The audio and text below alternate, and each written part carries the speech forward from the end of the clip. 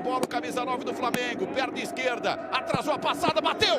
Gol! Flamengo, 0 para o Bahia. Paulo Nunes. Caeta, pisa na bola, dá pro Isla, dá o tapa, tá na grande área, tocou pro Gabriel! Bola pra tocar no cantinho do goleiro. Golaço de quem sabe, de quem domina o espaço na grande área. Abre os braços, quer opção pro passe, pro Gabriel, que passe, Gabriel!